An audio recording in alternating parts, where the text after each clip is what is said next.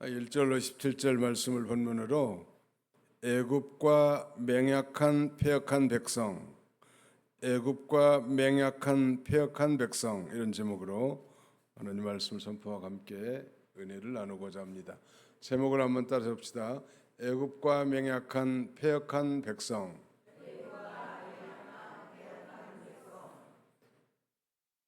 어느 나라와 맹약했어요? 애굽과 맹약했단 말. 애국과 맹약한 것 보니까 벌써 하나님 앞에 패역한 백성임을 짐작할 수 있겠습니다. 하나님은 제껴두고 세상 세력을 의지한 자의 결과가 얼마나 비참한가 오늘 보면 그것을 말씀해 주시고, 역설적으로 우리가 어떤 문제를 만났거나 사건에 봉착했을 때 먼저 하나님께 묻고 또 하나님의 지혜를 구하고 하나님의 능력을 의지해서 살아가도록 우리에게 교훈해 준다 할 수 있겠습니다. 그러나 이 패역한 유다 백성들, 다른 표현을 한다면 반역한 그 유다 백성들은 문제가 생겼을 때 하나님을 찾지 않고 하나님께 기도하지 않고 자기 생각, 자기 뜻, 자기 주장, 자기가 해야 되겠다는 거, 자기가 안 해야 되겠다는 거, 전부가 다 자기 중심이란 말. 그걸 하나님이 기뻐하지 않으십니다. 언제나 우리는 그런 면에서 우리의 일상에 문제가 생길 때마다 먼저 하나님께 엎드리고 하나님께 기도함으로 하나님의 지혜와 능력을 얻어서 모든 문제를 이겨나가는 지혜로운 성도들이 다 되시기를 주님의 이름으로 축원합니다.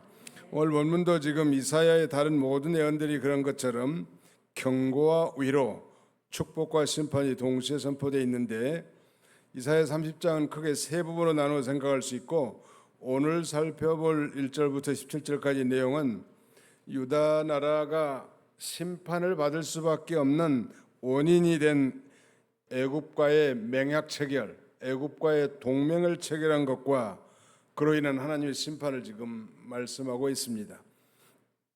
애굽과 맹약한 패역한 백성, a rebellious people who made a covenant with Egypt.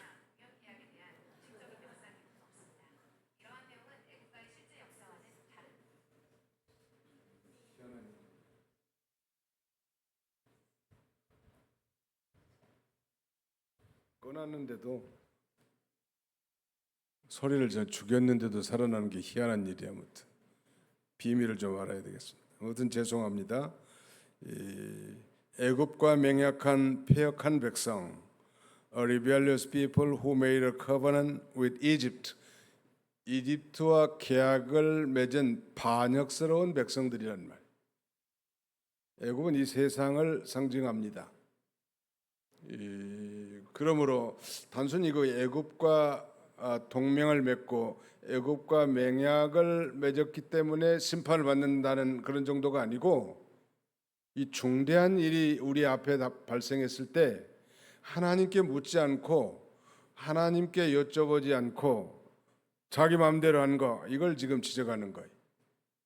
우리는 과연 우리 앞에 중대한 일이나 문제가 생겼을 때 먼저 하나님 앞에 기도하고 결정하는가, 아니면 내 생각, 내 지혜, 내 방법, 아니 내가 좀 잘하는 세력, 사람, 이런 것을 따라가는지 우리가 본문을 통해서 우리가 차단하고 또 하나님 중심으로 살아가는 저와 여러분들이 다 돼야 되겠습니다. 1절부터 7절까지는 애굽과의 맹약을 경고함. 맹약이란 말은 다른 말로 약속이요, 혹은 또 다른 말은 동맹, 이렇게 해석할 수 있겠죠. 애국과 맹약을 경고함, 1절로 7절. 두 번째는 패역한 백성에게 선포되는 하나님의 심판. 이렇게 애국과 맹약한 그 유다 백성들에게 선포되는 하나님의 심판의 내용이 8절로 14절까지 나오고요.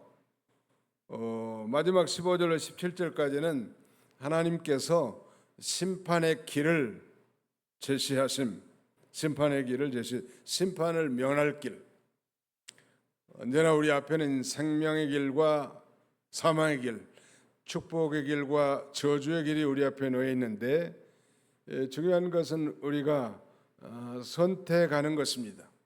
선택은 자유지만 선택의 결과에 대해서는 우리가 책임을 져야 돼. 우리가 잘 아는 유명한 말이 있죠. 인생은 B와 D 사이의 C이다. 그런 말 들어본 적 있죠. 인생은 B와 D 사이의 C이다. B는 birth, 탄생, D는 death, 죽음. 그러니까 사망, 탄생과 죽음 사이의 choice, 선택의 연속이란. 아마 여러분들도 오늘도 선택을 해서 여기 오신 거예요. 옆에 사람 한번 쳐다보시고 선택 잘하셨습니다. 한번 인사 한번 해보세요. 선택 잘하셨습니다. 비도 오고 그러니까 목사님이 좀 봐주겠지. 저는 봐줄 수 있지만 하나님이 못 봐줘. 이 공적 예배를 중시하는 선택 하나님이 기뻐하실 거라. 이 시간에 틀림없이 선택을 잘못해가지고 지금 텔레비 앞에 있다든지 아니면 카페에서 아메리카노를 마시고 있다든지 그런 인간들도 분명히 있을 거라. 우리 교회는 없을지 모르지만 다른 교회들 분명히 있어요. 선택 충분히 이유가 있잖아요. 비도 오고 날씨도 덥고. 아무튼 이 선택을 잘하는 게 아주 중요합니다. 오늘 애굽과 맹약을 경고함. 그러니까 이 생명의 길과 사망의 길, 축복의 길과 저주의 길을 선택하는 건 자기에게 있는 거예요. 선택의 결과도 자기가 책임져야 되는 거예요. 그러니까 선택을 잘해야 되겠어요? 못 해야 되겠어요? 잘해라고. 아이고 내가 어쩌다가 저쩌다가 저런 인간을 만나가지고 내가 이렇게 일생 고생하는 그런 얘기하지 말고 처음부터 선택을 잘하라. 저같이 좀 못났어도 믿음 있는 사람을 선택하라고 우리 자매들은. 그래야 변함이 없어. 믿음도 하나도 없는데 기생오라비 같이 생겨가지고 자기한테 일생 잘해줄 것 같이 선택했다가 평생 후회하는 거예요.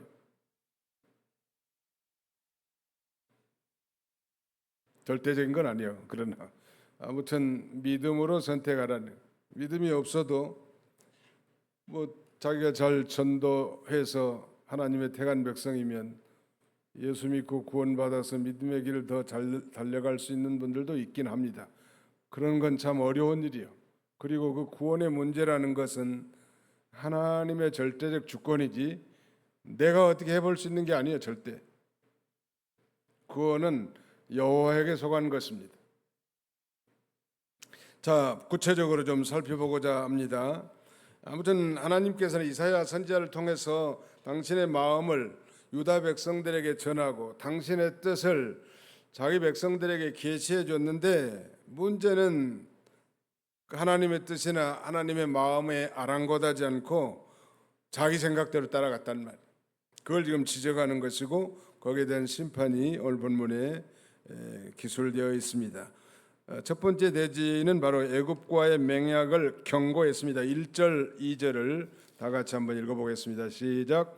여호와께서 이르시되 패역한 자식들은 화 있을진저 그들이 계교를 베푸나 나로 말미암지 아니하며 맹약을 맺으나 나의 영으로 말미암지 아니하고 죄의 죄를 더하도다. 그들이 바로의 세력 안에서 스스로 강하게 행하려 하며 애굽의 그늘에 피하려 하여 애굽으로 내려갔으되 나의 입에 묻지 아니하였도다. 유다 백성들로 하여금 패역한 자식들이라고 말하면서 재앙을 선포하고 있습니다. 그 이유는 그들이 계교를 베푸나 나로 말미암지 아니하며 맹약을 맺으나 나의 영으로 말미암지 아니하고 그래서 죄의 죄를 더하도다. 지금 그렇게 말씀하고 있죠. 그 다른 성경 번역을 보니까 이렇게 써져 있어요. 그 현대인의 성경에는 여호와께서 말씀하셨다. 나를 거역하는 자들에게 화가 있을 것이다. 그들은 내가 세우지 않는 계획을 수행하며 내 뜻에 맞지 않는 조약을 맺어 죄에 죄를 더하고 있다. 또 쉬운 성경 번역은 이렇게 쉽게 번역하고 있습니다. 여호와께서 말씀하셨다. 이 반역하는 자녀에게 재앙이 닥친다.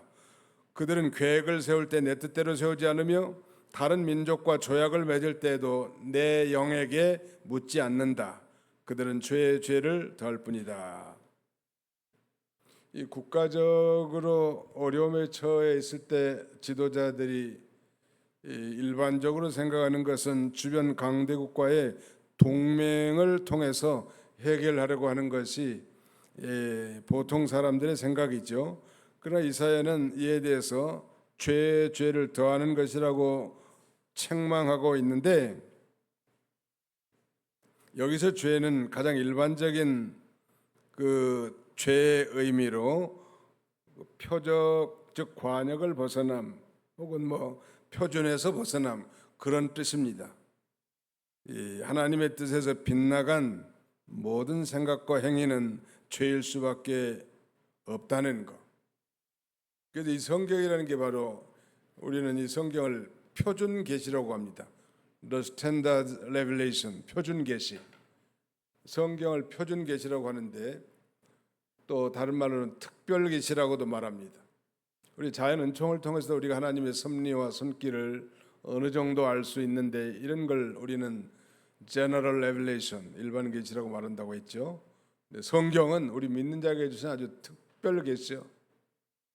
자연 계시를 통해서 구원에 이르기까지는 참 기적이 아니면 힘들 것 같고, 성경을 통해서 우리가 이 구원에 이르는 지식에까지 자라갈 수 있는 것입니다. 하나님께서 그들을 패역한 자식들, 이 패역한의 원어적 의미는 완고한 반역적인 그런 의미가 있으니까 반역하는 자녀들이라고 말씀하시면서 그 이유는 그들의 부패함 정도가 아주 매우 극심했음을 알 수 있죠. 우리도 못된 자식들 그 사극에 보면 이 폐역부도한 계집아하면서 이렇게 정지하잖아요. 아주 그 부패함을 극도로 표현하는 것인데요.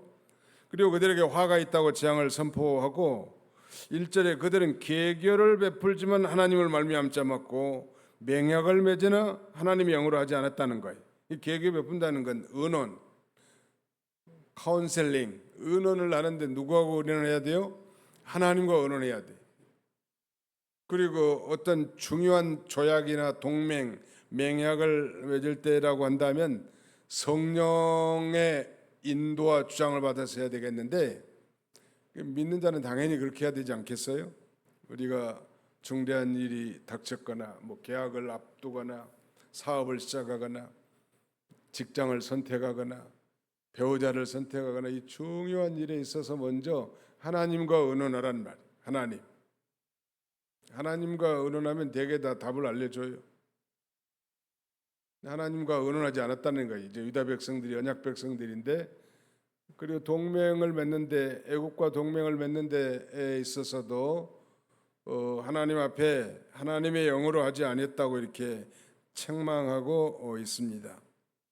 그리고 오히려 도움을 구하러 애굽 바로 왕의 세력 아래로 피하고 그 다음에는 애굽의 그늘 아래 숨으려고 했지만 거기 2절 하반절에 뭐라고 써있는지 한번 봐보세요. 2절 하반절에 나의 입에 묻지 아니하였도다. 이게 무슨 말이에요? 네, 하나님 앞에 기도하지 않았다는 거예요. 우리가 그래서 신앙생활 하는 데서 중요한 것은 기도보다 앞서서는 안 된다는. 우리 옆에 사람을 쳐다보고 기도보다 앞서지 맙시다. 기도보다 앞서지 맙시다. 항상 기도하고 결정하세요. 믿음이 좋은 사람과 상담하는 것도 도움이 되겠죠. 하나님 앞에 지금 이 애국과 동맹을 맺는데 말이죠. 하나님 앞에 기도도 안 하는 거예요. 물어보지도 않고 엎드리지도 않고 기도하지도 않고 하나님의 뜻을 찾지도 않고 덜커당 이러면 잘 되겠구나 그렇게 하지 말라는 게 우리에게 역설적으로 교훈해 준 것입니다. 아무튼 하나님의 일을 할 때든지 봉사할 때 뭐 마찬가지고 이 기도보다 앞서지 않아야 된다는 거, 언제든지. 그래서 우리 소위 quiet time 큐티라는 게 바로 그거 아니에요? 우리는 새벽 기도로 오랜 전통을 가지고 있지만 이 큐티를 한 이유가 뭐겠습니까? 하나님께 의논하고 하나님께 묻고 하나님의 지혜와 하나님의 뜻을 구해서 하루를 살아가기 위한 아주 조용한 시간이라는 말. 이 중대한 일을 이렇게 하나님께 묻지 않고 결정하고 하나님과 의논하지도 않았다면 그 결과는 뻔할 뻔짜지요. 3절로 5절을 같이 읽습니다. 3절로 5절 시작. 그러므로 바로의 세력이 너희의 수치가 되며 애굽의 그늘의 피함이 너희의 수욕이 될 것이라. 그 고관들이 소안에 있고 그 사신들이 하네스에 이르렀으나 그들이 다 자기를 유익하게 하지 못하는 민족으로 말미암아 수치를 당하리니 그 민족이 돕지도 못하며 유익하게도 못하고 수치가 되게 하며 수욕이 되게 할 뿐임이니라. 이 여호와의 입에 묻지 않은 그 결과는 수치와 치욕이라는 것, 부끄러움. 이 소안이라고 하는 건 그 옛날 말하자면 애굽의 수도 그 람셋을 가리키는데, 그러니까 이 가나안 땅에서 가까운 곳이죠. 거기에 이제 애굽의 대표격들이 와 있는 모양이에요. 그러니까 뭐 유다 나라의 이 대신들이 엄청난 금은 보화를 싣고 가서 지금 맹약, 동맹을 체결하러 간단 말이에요. 부끄러운 일이죠. 유다 백성들은 사실 그때로부터 시작하면 약 700년 전에 애굽의 금은 보화를 가지고 하나님이 해방시켜 줬는데 그 하나님은 깡그리 다 잊어버리고 오히려 금은 보화를 싣고 가서 그 애굽의 도움을 호소하러 가지만 그들은 도울 수도 없는 그런 존재라는 거예요. 5절에 그랬잖아요. 5절 하반절에 그 민족이 돕지도 못하며 유익하게도 못하고 수치가 되게 하며 수욕이 되게 할 뿐입니다. 예수 믿는 사람이 믿음 안 쓰면 세상 사람들의 놀이개가 됩니다. 뭐 우리 화합하고 나가자고, 예수행이들 그렇게 살아서 되겠냐고 그렇게 얼버무린다고 해도 그것은 세상 사람들의 놀림거리가 되는. 제대로 믿으면 면전에서는 비난할지 모르지만 돌아서면 그 사람이 진짜라고, 그 사람같이 예수를 믿어야 된다고. 세상 사람들 하는 행태가 그런 거예요. 자기들과 같이 어울려주고 같이 고스톱 쳐주고 같이 술 마셔주고 같이 어울려주면 좋아하겠죠, 당연히. 그러니까 가짜라고 그래요. 아무튼 나이롱 신자라고 합니다. 그 사람들이 말하기는 나이롱이구만, 암흑의 권사 나이롱이구만. 나이롱이란 말이 젊은 사람들 잘 모를 거야. 형편없다는 거예요.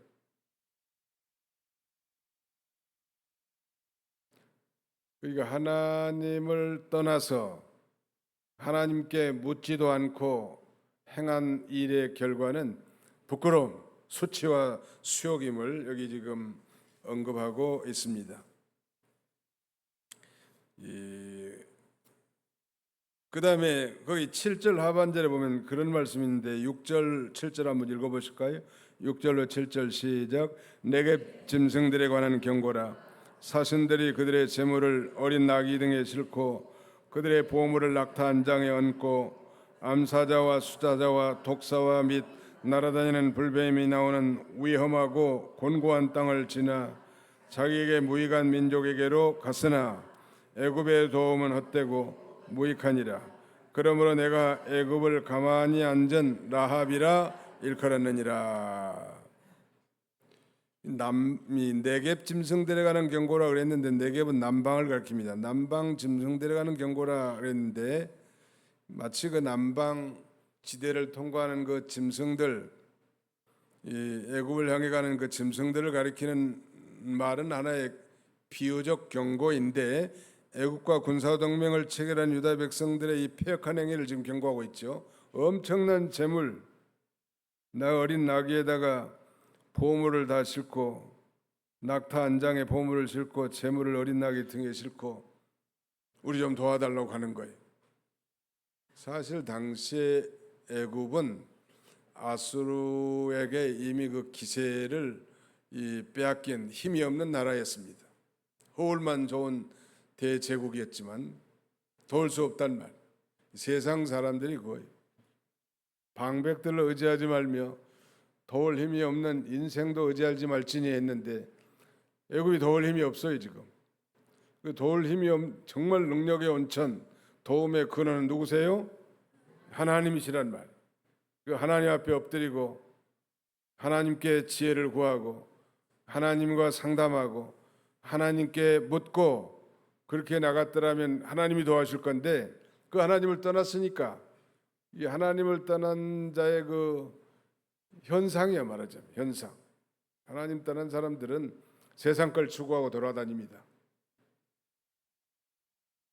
정말 자기에게 생명을 주고 구원을 주고 살 길을 열어주실 분, 그 광야 출애굽시켜서 광야를 넣을 때, 그 출애굽할 때 많은 그 예물을 이집트 사람들에게 받아 가지고 나왔다고. 그리고 그 험악한 광야를 통과하게 하신 분이 하나님인데, 역설적으로 이 애굽, 이 유다 나라의 대신들은 이런 재물과 보물을 잔뜩 싣고 또 다시 애굽으로 가서 도와달라는 거. 이 말이나 되냐는 말이에요.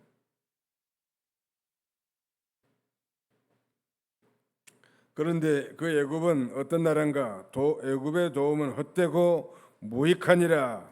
애굽의 세상 세력의 도움은 헛되고 무익하다는. 그러므로 내가 애굽을 가만히 앉은 라합이라 일컬었느니라. 좀 어려운 표현이지만 여기서 라합은 우리 27장에 살펴본 리오야단과 같이 하나님을 대적하는 세력, 군사적, 정치적, 문화적, 아무튼 이 주름 잡는 이 세상의 강대한 세력으로서 하나님을 대적하는 세력, 가령 애굽이나 그다음에는 아수르, 그다음에는 바벨론, 이런 나라들이 다 리오야단과 같고 라합과 같은 존재. 이 라합은 그러니까 이 고대 근동 지방의 신화에 나오는 바다 괴물인데 신들에 의해서 굴복을 당했다고 합니다.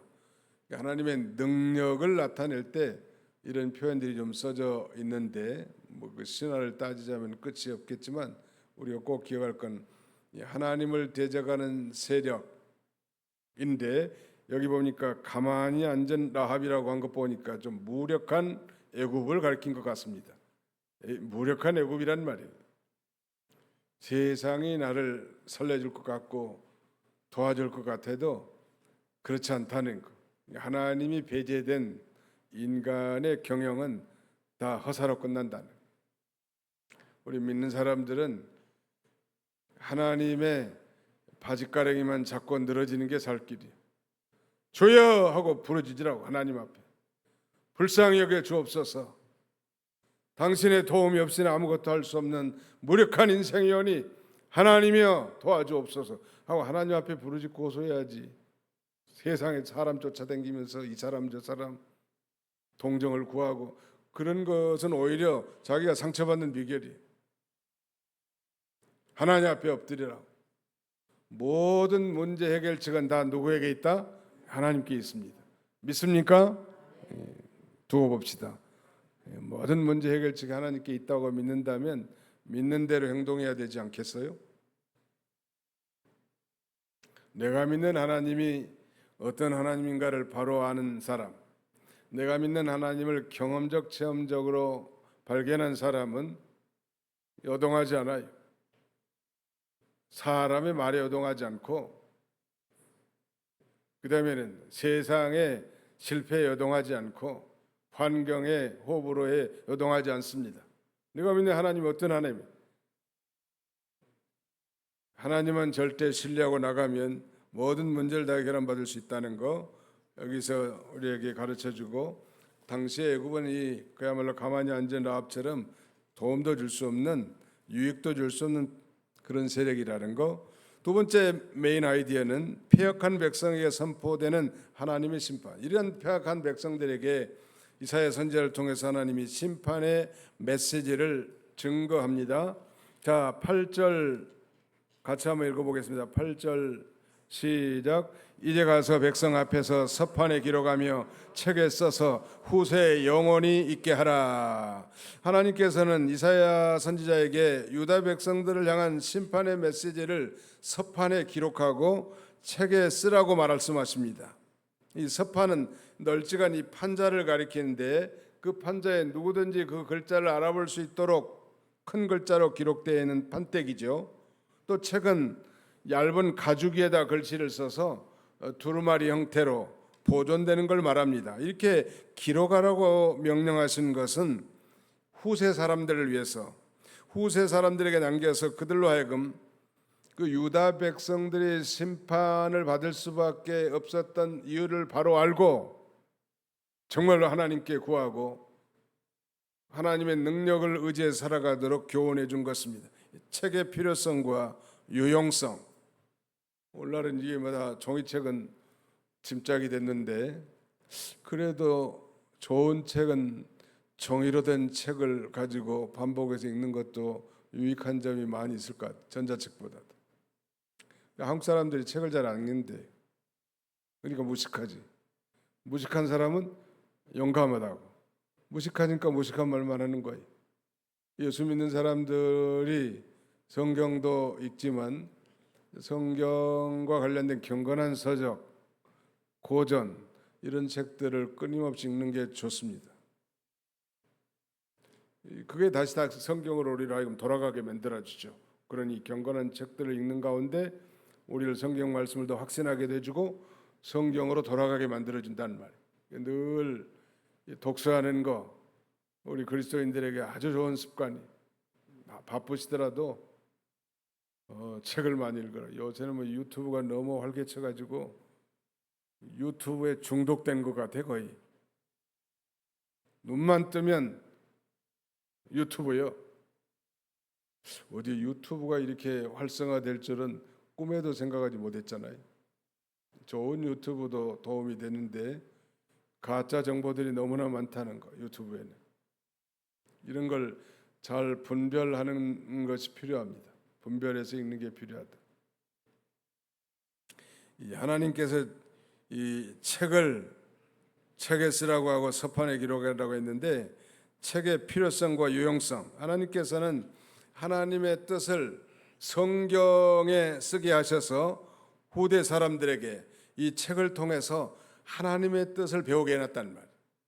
모든 성경은 하나님의 감동함으로 된 것으로 교훈과 책망과 바르게 함과 의로 교육하기에 유익하고 우리로 하여금 구원에 이르도록 이르는 지혜를 얻게 해준다고 했습니다.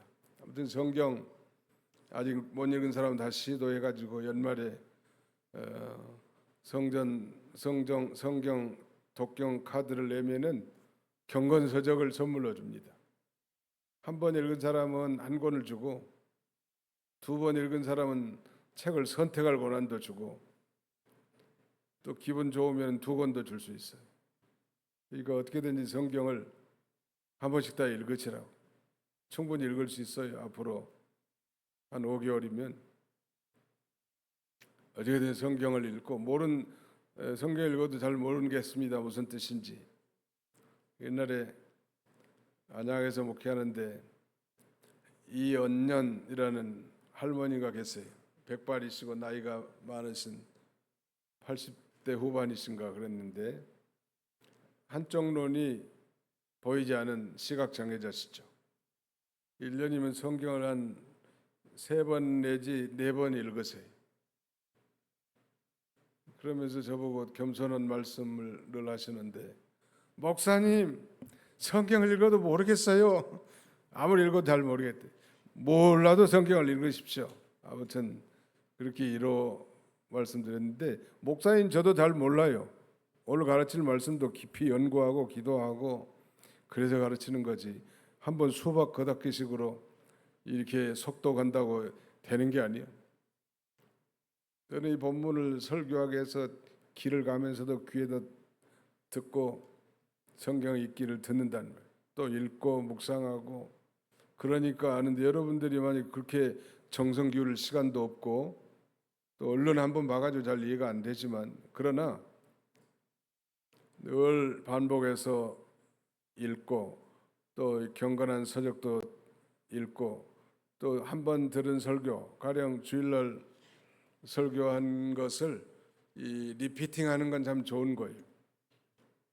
그 주일날 들은 설교를 다시 한번 상기하는 거예요. 그러면서 그 말씀을 붙들고 또 하나님 앞에 기도하는 좋은 습관입니다. 그래서 책이 필요하고 옛날에 성남에 있는 남문로교회 개척하신 김종기 목사님 지금 미국에 가가지고 사회집에 계신 것 같은데 아직 돌아가시진 않았고 이병기 목사님보다 뭐 한 살이 많다거나 적거나 그래요. 거의 이제 얼마나 됐겠어요? 100세가 넘으셨을 것 같은데요. 살아계시면. 우리 젊은 목회자들 늘 한자 고사성어를 통해서 교훈도 해주시고 그러신 분인데 그분의 유명한 말 하나가 기억나네요. 돈필이 천재보다 낫다. 무슨 말인지 알겠습니까? 따라서 해봅시다. 돈필이 천재보다 낫다. 아무리 머리가 좋고 천재를 할지라도 기록한 사람한테는 감당 못하는 거. 옛날 박근혜 대통령 때는 무슨 말이 유행했냐면 적자생존이라는 말이 유행했어. 적는 사람이 살아남는 것이다. 북한의 김정은이가 돌아다니면 그 밑에 그 있는 사람들이 전부 수첩 하나 들고 뭘 그렇게 쓰려고 하더만. 왜냐면 금방 들어도 잊어버리니까 나이가 들면은 기록해 놓은 건 안 잊어버린다는 말. 그래서 이 성경 하나님 말씀 들을 때 그 요지를 기록하는 것도 좋은 습관이에요. 하나님이 이 성경 이거 우리는 너무 쉽게 구하고 너무 참 이 쉽게 얻을 수 있지만 이 성경 하나가 만들어지기까지는 엄청난 수고와 노력이 깃들어져 있는 것이고 이런 성경 하나만 옛날에 가졌다면 그건 대단한 거죠 말하죠.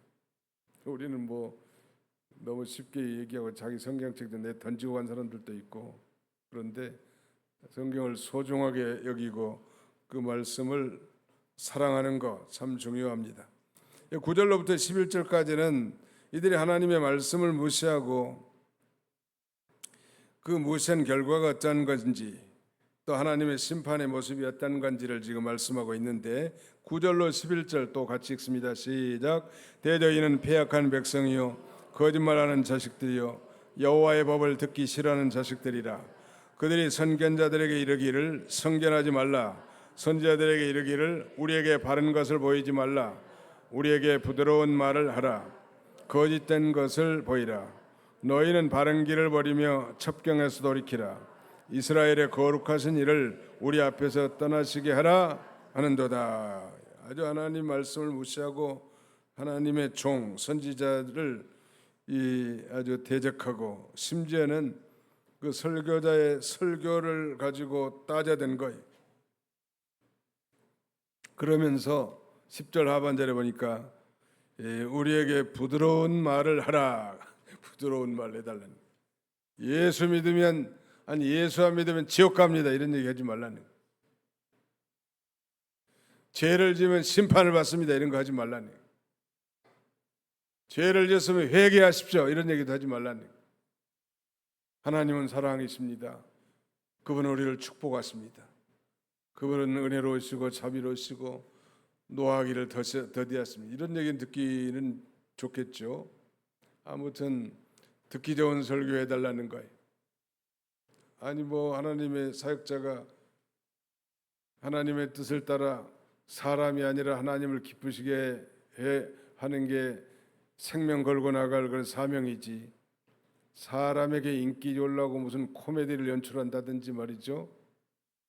물론 그 순간에는 웃고 박장대소하면서 좋아하면서 은혜 받았다고 착각할지 모르지만 정작 어려움이 닥치면 낙심천만하는 그런 삶을 산다면 그게 은혜라고 말할 수 없죠. 은혜라는 것은 하나님의 말씀을 깨닫는 게 은혜입니다. 하나님의 말씀을 진정으로 깨닫고 이제 그 말씀대로 살기로 결단하는 게 은혜 받는 자의 삶이지. 그저 이 코미디 설교를 하면서 대중으로 하여금 집중하도록 하기 위해서 그런 애화를 들 수는 있겠으나, 그러나 하나님의 참된 종이라면 회중들로 하여금 본문에 집중하고 그 본문에서 우리를 향한 하나님의 뜻이 무엇인지를 깨닫도록 제시해 주는 게 필요한 거지. 우리에게 부드러운 말을 해 주십시오 이 말은 우리에게 부담되는 그런 설교하지 말고 11조 설교하지 말고, 목사님들이 11조 설교를 잘 못한대. 돈 얘기한다고 목사가 그래서 교회 떠나는 거예요.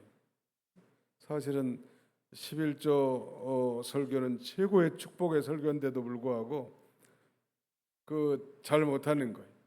우리 교회는 그렇지 않아요. 다른 교인들은 그런 모양이더라고. 아니, 우리가 하나님 앞에 즐겨 물질을 내는 게 얼마나 기쁜 일이고 즐거운 일이란 말이야. 없어서 못 내는 거지. 더구나 하나님이 약속한 내 11조로 나를 시험하라.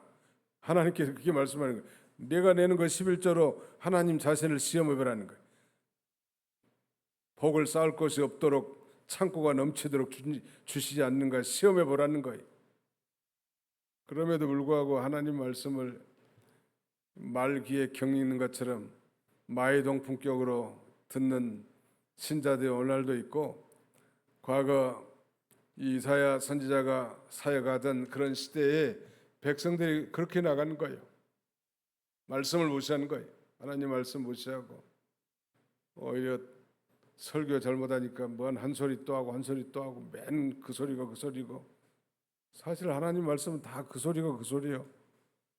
그럼에도 불구하고 우리가 그 말씀을 날마다 듣고 교훈을 삼는데 그렇게 비난하는 거예요. 그러니 결과가 어떻게 했는지 보세요. 12절 시작.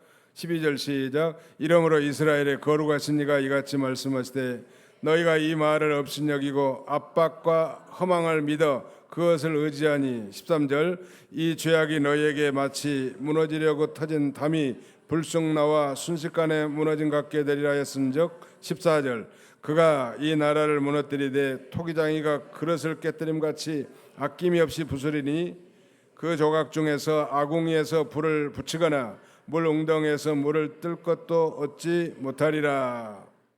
이렇게 하나님 말씀을 무시하고 돌아가니까 하나님의 종을 비난하고 자기들 비에 맞춰달라고 하니까 그 결과가 마치 심판인데, 무너지려고 터진 담이 불쑥 나와 순식간에 무너진 것 같게 돼. 멀쩡한 담이 무너질 것 같지도 않은데 갑자기 담이 무너진 같이 심판을 받을 거고, 또 토기장이가 그릇을 깨뜨린 같이 아낌이 없이 부수리는 것처럼, 그래서 쓸만한 물건을 하나도 얻지 못하는 것처럼 하나님이 철저하게 심판하게 될 것을 가리킵니다. 우리가 기억할 것은 하나님의 말씀을 금덩어리처럼, 하나님의 말씀을 은덩어리처럼 천천금은과 같이 귀하게 여기고 나가는 성도들이 되시기를 주님의 이름으로 축원합니다. 네. 그리고 이제 심판 면할 길을 이제 제시해 줍니다. 15절로 17절까지 마지막 부분 또 같이 읽습니다. 시작.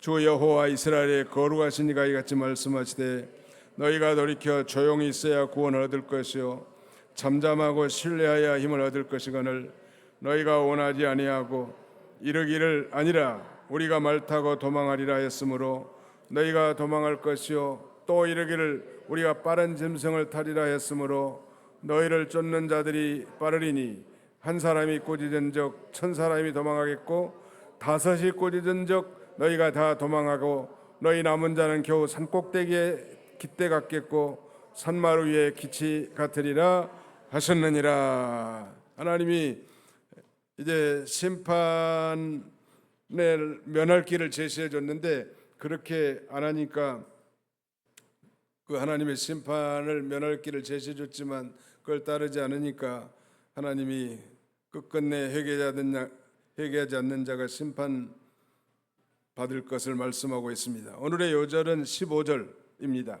다시 한번 읽어봅시다. 15절 시작. 주 여호와 이스라엘의 거룩하신 이가 이같이 말씀하시되 너희가 돌이켜 조용히 있어야 구원을 얻을 것이요 잠잠하고 신뢰하여 힘을 얻을 것이거늘 너희가 원하지 아니하고.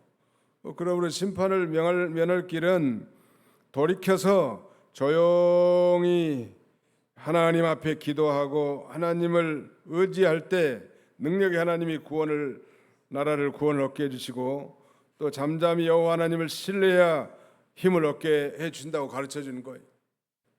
조용이란 말이 있죠. 너희가 돌이켜 조용히 있어야 구원 얻을 것이요. 조용히 있는 시간은 내가 볼 때는 큐티 타임, quiet 타임, 경건의 시간, 우리로 말하면 새벽 시간. 새벽에 말씀이 끝나고 이제 각자 기도하는 이 조용한 시간에 주님이 내게 뭐라고 하시는지 듣는 것도 필요합니다. 뭐라고 말씀하시는가. 그래서 주님의 뜻을 거기서 밝히 깨닫고 하루의 삶을 시작할 때 우리가 실패할 가능성이 적죠. 살 길이 그거예요. 아마 유다의 방백들이 하나님 앞에 조용히 기도하면서 하나님을 의뢰하면서 간구했더라면 하나님이 틀림없이 애국과 맹약하는 것이 하나님의 뜻이 아닌 걸 가르쳐 줬을 거고 또 그 하나님과 조용히 의논하면 하나님이 죄와 명철을 주셔서 감당하게 하실 건데 그저 요란 법석이었는 모양이야 아마. 그래서 살 길만 찾으려고 동분서주하는 것입니다. 그래서 심판을 받고 도망가도 피할 것이 없고 산자가 겨우 산꼭대기에 깃대가 깼고 산마루의 기치만큼 아주 극소수만 남고 다 심판받아 죽을 것을 가르쳐 줍니다. 너희가 따라서 해봅시다. 너희가 돌이켜 조용히 있어야 구원을 얻을 것이요 잠잠하고 신뢰하여 힘을 얻을 것이거늘. 하나님 앞에 회개하고 조용히 하나님 앞에 기도하면서 하나님이 내게 뭐라 말씀하시는지 하나님의 뜻이 무엇인지 이 기도 시간에 다 결정되는 거예요. 그리고 그 하나님을 신뢰할 때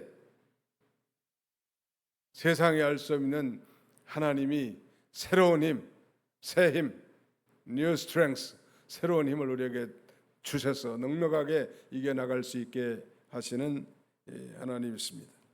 우리는 오늘 본문을 통해서 기도보다 앞서 나가지 말자는 것 꼭 기억하시고 사람이나 세상 것들을 의지하지 말고 또 하나님 앞에 반역하지 말라는 것. 반역은 하나님이 싫어하는 것 같아요.